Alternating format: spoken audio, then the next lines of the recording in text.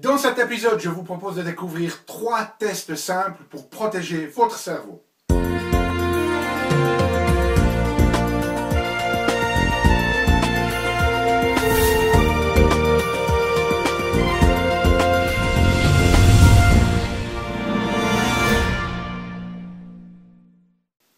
Parce que la vie est bien trop magique pour être petite et que nous avons tous besoin d'une prescription pour grandir en conscience et faire que nos rêves dévorent notre vie. Bonjour, je suis le Dr Yannick Pauly. Bienvenue à un nouvel épisode d'une grande vie. Et vous le savez, dans ces épisodes, je vous propose de découvrir des stratégies pratiques, pragmatiques pour grandir en conscience, qu'elle soit d'ordre physique, émotionnel, psychologique ou spirituel, parce que c'est cette conscience qui est au cœur d'une vie pleinement vécue et de notre évolution en tant qu'être humain. Alors, dans cet épisode, j'aimerais vous parler de 3 tests très simples que vous pouvez faire pour protéger votre cerveau et de voir s'il est à risque de développer des problèmes.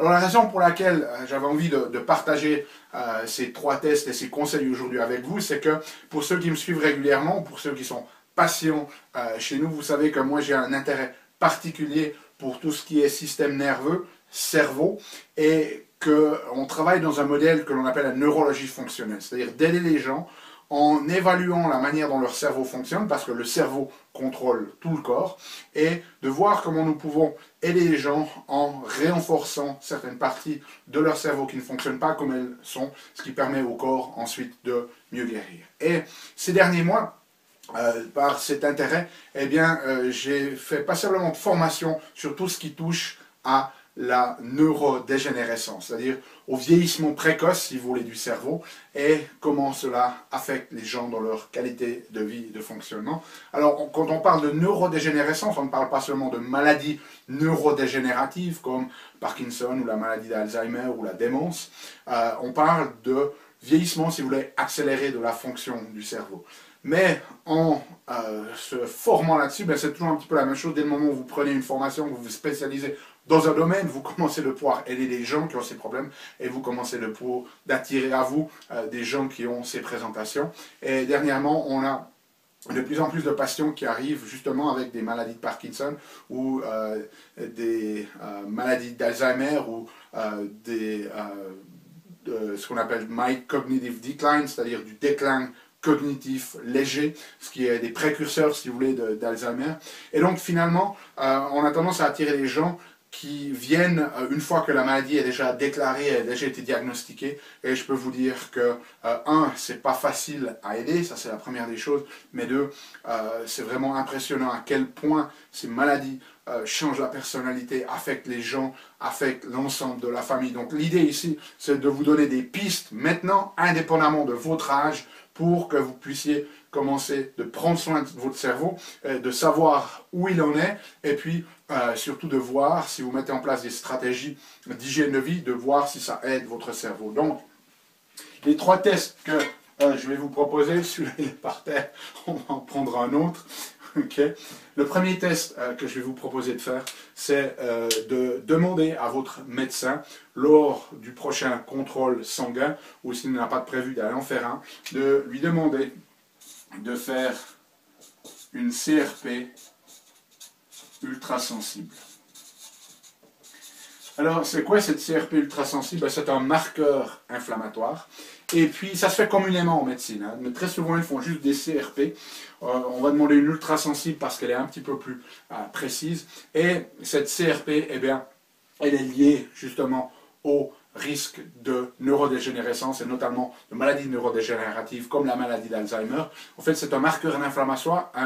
Donc, plus il y a d'inflammation dans le système, plus notre cerveau est à risque. Alors, ce qui va être important pour vous, pour savoir où en est votre cerveau, eh bien, c'est de connaître la quantité de cette CRP. Et la plupart des laboratoires, ils considèrent qu'une CRP en dessous de 5, c'est dans la norme. Et en fait, les médecins, eux, ils utilisent ce marqueur inflammatoire pour voir s'il y a justement de grosses inflammations rhumatismales ou des infections. Donc, ils ne considèrent cette CRP comme étant élevée que si elle part en dessus de 5, 10, 15, 20, 40, peut-être même des fois plus. Alors que nous, ce qui nous intéresse, c'est de voir s'il y a de la micro-inflammation dans le système. Et il y a une étude, par exemple, qui montre, ils ont mesuré les gens, mesuré cette CRP, et ils ont divisé les gens en 3 niveaux, en fonction de la quantité, et ils ont découvert, ils ont suivi ces gens pendant 20 à 25 ans, ceux qui étaient dans la catégorie supérieure, dans le tertile supérieur de cette inflammation, qu'ils avaient 3 fois le risque, plus de risque de développer la maladie d'Alzheimer que ceux qui avaient une CRP qui était basse. Donc, c'est un marqueur très très important. Maintenant, qu'est-ce qu'on considère normal pour nous, cliniquement parlant? Dès le moment où vous êtes plus de 1, c'est déjà un signe de micro-inflammation probable. Si vous êtes à plus de 3, ici, eh bien, on sait que vous avez avec certitude que vous avez de la micro-inflammation. Alors pourquoi on demande ultra-sensible? C'est pour qu'ils puissent nous la mesurer et pour pas que le labo nous dise juste c'est en dessous de 5, parce que en dessous de 5 ça veut dire quoi? Est-ce que c'est 1 ou est-ce que c'est 4? Et ça peut vraiment avoir une différence énorme. Et j'aimerais vous faire apprécier à quel point en fait cette micro-inflammation a un impact sur cette neurodégénérescence. C'est une étude qu'ils ont faite chez les personnes âgées, les seniors qui avaient 90 ans ou plus. Okay?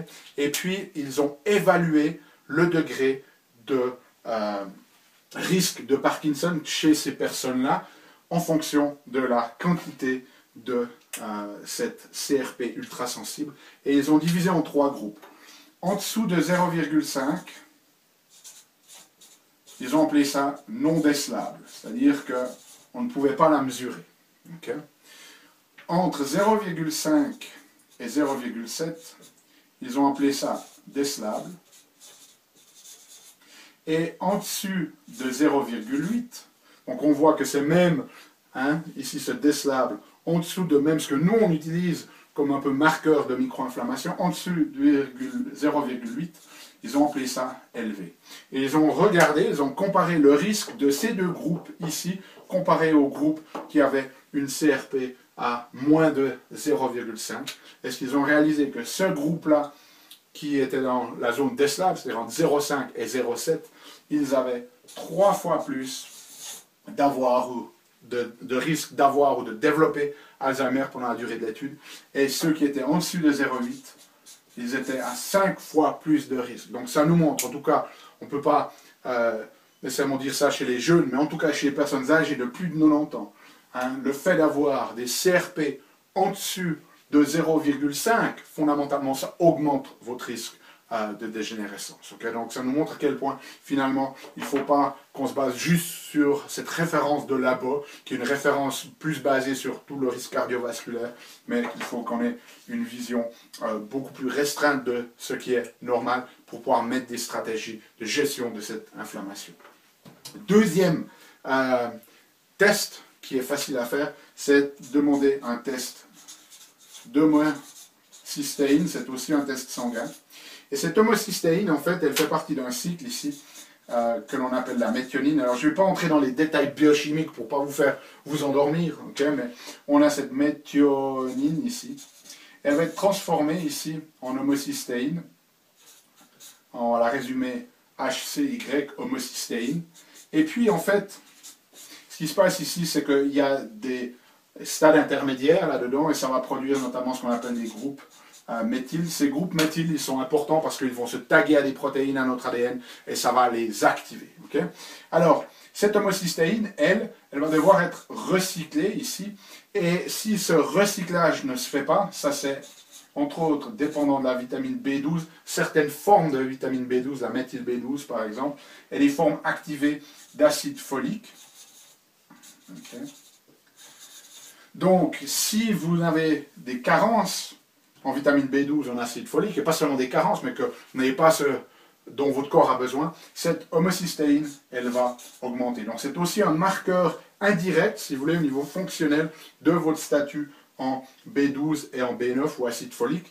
Et puis ici, il y a une autre cascade biochimique qu'on appelle la transsulfuration, qui est entre autres dépendante en B6 ici, qui peut aussi, si elle est bloquée, faire élever cette homocystéine. Celle-ci, elle amène à ce qu'on appelle le glutathion, qui est un antioxydant et détoxifiant majeur de l'organisme. Enfin bref, cette homocystéine ici, en fonction des labos, la plupart des labos, ils vont vous donner une référence entre 8 et 12. Okay.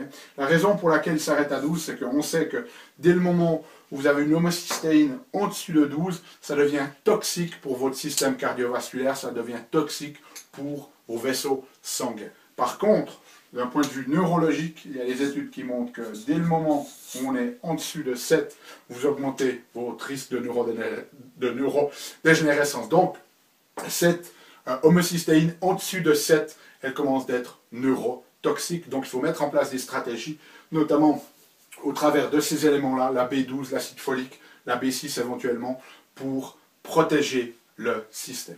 Okay. Et puis, troisième test que l'on va faire, c'est un test qui va vous prendre 20 secondes, que vous pouvez faire vous-même.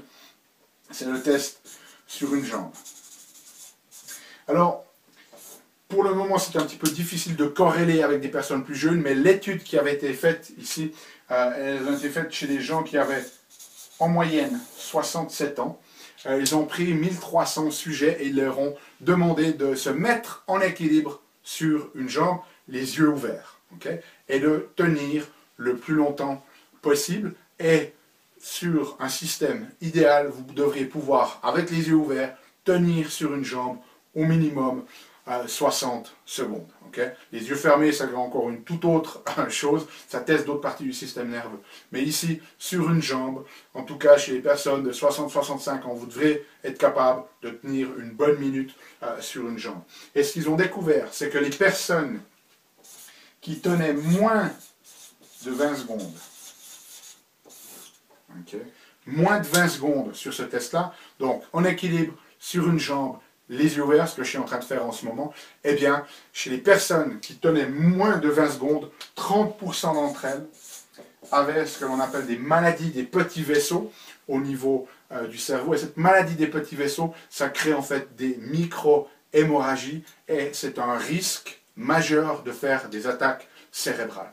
Donc, en fonction de votre âge, si vous êtes plus jeune que 65 ans et que vous n'arrivez pas à tenir plus de 20 secondes sur une jambe, il faut aller faire un examen chez votre médecin ou chez quelqu'un qui est spécialisé en neurologie fonctionnelle.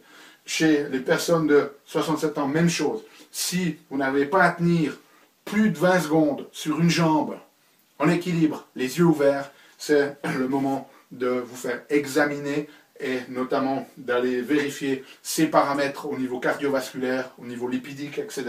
pour voir s'il y a cette présence de ces maladies des petits vaisseaux au niveau sanguin, au niveau cérébral, qui peuvent vous augmenter fortement le risque de faire une attaque cérébrale.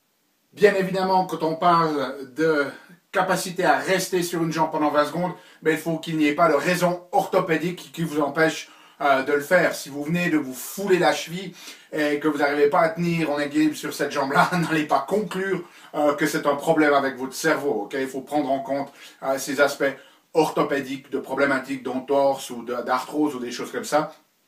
Donc c'est important de ne pas tout mélanger. Mais s'il n'y a pas de souci orthopédique et que vous n'arrivez pas à rester plus de 20 secondes en équilibre sur une jambe, les yeux ouverts, alors faites-vous examiner cliniquement. Okay. Voilà donc les stratégies, ces trois tests pour prévenir les problèmes, pour voir où en est votre cerveau, pour mettre en place des stratégies aussi et pour pouvoir monitorer l'impact de ces stratégies.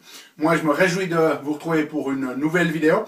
Laissez-moi vos commentaires, vos questions dans la zone de commentaires de YouTube ici. Et puis nous, on se voit prochainement pour une nouvelle vidéo. D'ici là, souvenez-vous, aimez la vie, émerveillez-vous et contribuez chaque jour un petit peu plus.